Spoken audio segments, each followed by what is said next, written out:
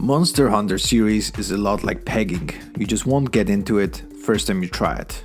Personally, it took me 4 times before I really got into it. Monster Hunter, I mean. I tried Monster Hunter World, Monster Hunter Generation on Switch, and one other one on 3DS, which name I cannot remember right now.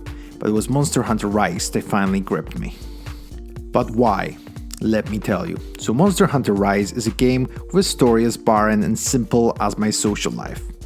Okay, maybe it's not that bad, but it's definitely not the main focus of the game. You are a newbie hunter who just got his license and you are tasked to defend your Japanesque village of Kimura. And that's about it. It's a tale as gripping and as complex as episode of Peppa the Pig.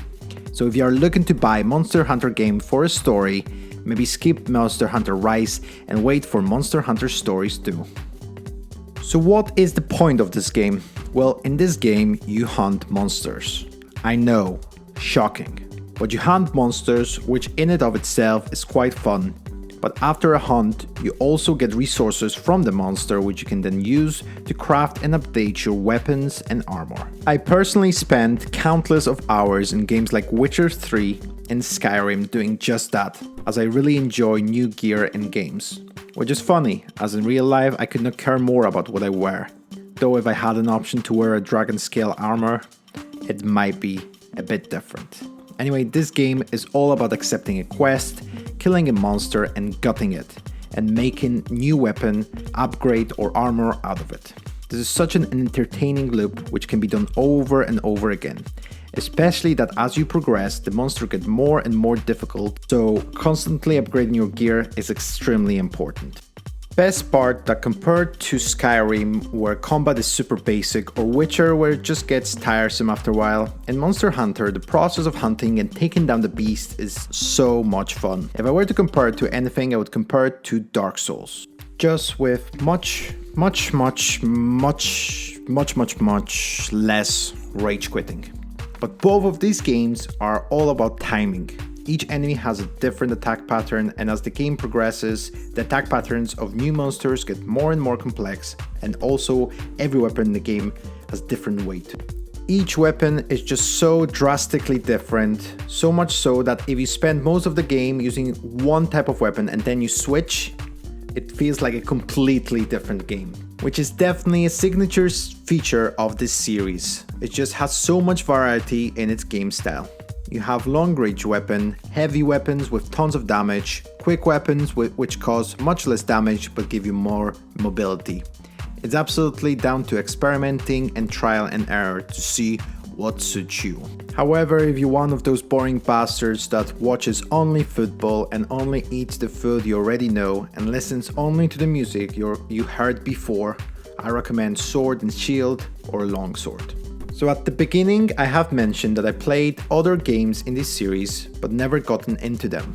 But why? So the first and most important reason is the movement. Monster Hunter Rise features 2 new ways to traverse the map, which you do quite a lot in the game.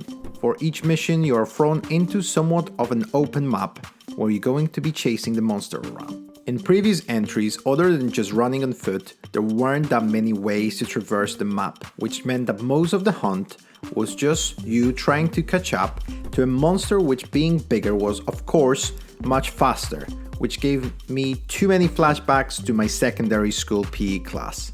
In Monster Rise, however, you get the option of riding on a dog, which they give some weird name which I can't remember. But let's be honest, it's a dog. The dog companion of yours is quite fast and can jump quite high, as such is a great way to traverse the map, and I always utilize his skills when chasing a monster. Other new mechanic are the wire bugs, which is simply a Spider-Man-esque web swing power and lets you scale the map vertically, much easier than in previous entries. Those 2 simple mechanics made the game so much more fun and less frustrating. For example, one of the most annoying things in old games was when you had to sharpen your blade and the monster was getting away, you either had to run after him to prevent it from healing itself, then risk an encounter with blunt weapon, which of course is not as effective, or had to let the monster get away while you got your weapon ready. It didn't help that in some of the earlier games the monster weren't automatically displayed on the map, so after sharpening your weapon you just ran around different areas trying to find it. In Monster Hunter Rise, you can sharpen your weapon while riding your hound, which completely removes that annoyance out of the game. One last thing worth mentioning in this game is that it looks amazing. Both in handheld and in docked mode, it's probably one of the best looking games on Switch.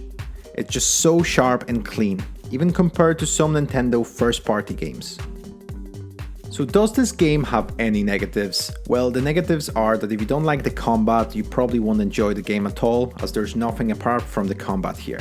There's a multiplayer element which, if your friends like the game, you might enjoy playing with them, but overall, if you don't like games like Dark Souls or Bloodborne, in the way in which the combat works, and prefer simple hack and slash action of Skyrim, then probably avoid this game like James Charles is somehow avoiding arrest these days. So to give this game a rating that the kids like so much these days, I'll give it a first Matrix movie out of the trilogy. If you liked this video, press the like button. If you didn't, press the like button. Doesn't hurt you, mate. Doesn't hurt you at all. And subscribe for more videos. Follow me on Twitter. I'm also going to be streaming on Twitch, hopefully. So I'm going to try to leave that in the link below. If I don't, I just forgot. But I will be putting updates on Twitter whenever I do go live. So anyway, have a lovely day and goodbye.